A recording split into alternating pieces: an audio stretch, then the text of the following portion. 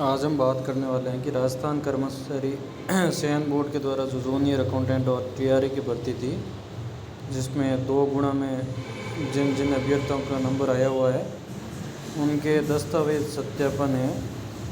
27 को तो उनका परिणाम आया था। ठीक है, दस्तावेज सत्यापन के लिए पोर्टल खोला गया है 16 अगस्त से 22 अगस्त तक। ठीक है, तो आपको सबसे पहले अपनी एसएसओ आईडी खोलनी है और उसमें रिक्रूटमेंट पोर्टल ओपन करना है और उसमें जो ये भर्ती थी माय रिक्रूटमेंट पे जाना है और ये जूनियर अकाउंटेंट का ये ऑप्शन आ जाएगा, डिटेल फॉर्म कम स्क्रूटनी। जिसका भी डीवी में 2 गुणा नंबर आया हुआ है उनको ये 100 रुपये का जो भी निर्धारित शुल्क है वो जमा करा के ये जो भी डॉक्यूमेंट है वो एक एक करके हम बात कर रहे हैं वो अपलोड करने हैं।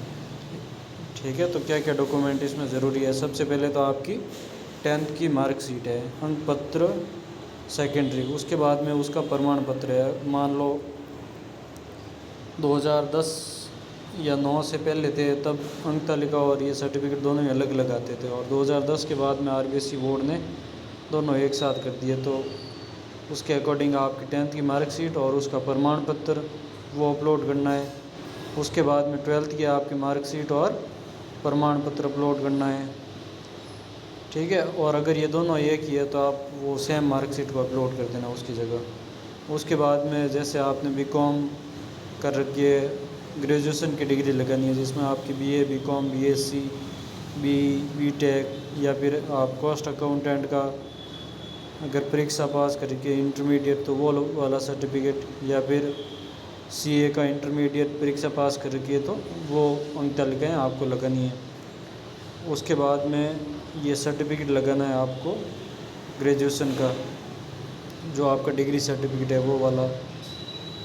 उसके बाद में अगर आपने पीजी कर रखी है तो पीजी की सारी मार्कशीट लगानी है और वो भी क्रम में लगानी है। जैसे आपने फर्स्ट सेमेस्टर पास किया है उसके बाद में सेकंड सेमेस्टर की, फिर थर्ड सेमेस्टर की और फिर फोर्थ सेमेस्टर की। फिर उसके बाद में आपको 8 नंबर पे जो भी आपने पीजी कर रखी है जिस सब्जेक्ट में उसकी आपको डिग्री लगानी है।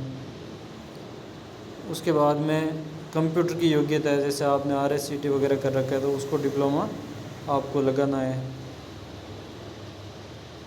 ठीक है, उसके बाद में हम बात करते हैं मूल निवास प्रमाण पत्र है वो आपको लगाना पड़ेगा। जैसे आप डोमिसाइल कहाँ के हो वो प्रमाण पत्र लगाना है आपको। उसके बाद में आपको जाति प्रमाण पत्र लगाना है। जाति में जैसे आपको ओबीसी हो गया, एससी एसटी का है। ओबीसी तो वैसे 3 साल पुराना तक चल जाएगा आपके, 3 साल से अगर आप वैसे अभी नया बना देना, बाकी 3 साल का चल जाएगा। उसके लिए आपको शपथ पत्र देना पड़ेगा, अगर उससे ज़्यादा उससे मतलब 3 साल तक है तो शपथ पत्र देना पड़ेगा। और अगर 1 साल पुराना है तो आपके वो चल जाएगा, शपथ पत्र नहीं देना पड़ेगा। उसके बाद में हम बात करते हैं अन्य प्रमाण पत्र। उसमें जैसे आप पीएस कैटेगरी से हो तो उसका प्रमाण पत्र अपलोड करना है। अगर आप उत्कृष्ट खिलाड़ी हो तो उसका प्रमाण पत्र अपलोड होगा। ठीक है, और उसके साथ में आपके चरित्र प्रमाण पत्र है वो आपको 2 राजपत्रित अधिकारियों से सत्यापित होना जरूरी है।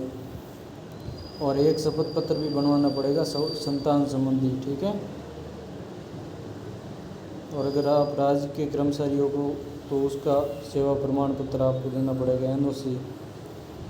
उसके बाद हम बात करते हैं जाति प्रमाण पत्र का, मतलब आपके नहीं बना हुआ है 1 साल तक है तो आपके चल जाएगा ओबीसी वाला। अगर 1 से 3 साल के बीच में है तो आपको जो भी शपथ पत्र है वो स्टाम्प नोटरी करवा के वो आपको जमा करवाना पड़ेगा, अपलोड करना पड़ेगा। ठीक है, उसके बाद में हैंड राइटिंग का है तो वो बोर्ड की वेबसाइट पे दे रखा है, वो प्रारूप डाउनलोड करके उसमें लिखना है, लिख के भर के आपको अपलोड करना है।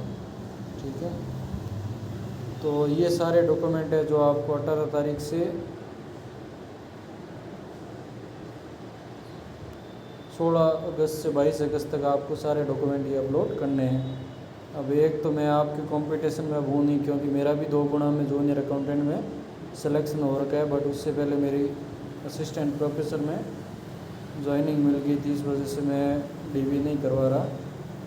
तो आप अपने ये जो सारे डॉक्यूमेंट है वो टाइम पे तैयार करवा लें और टाइम पे अपलोड कर दे, ठीक है।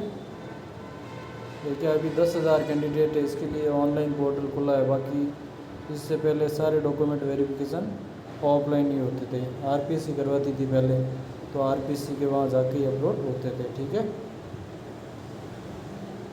बेस्ट ऑफ लक सभी जूनियर अकाउंटेंट और डीआरए को कि आप मेहनत की है तो आपका सिलेक्शन वाजिब है, ठीक है।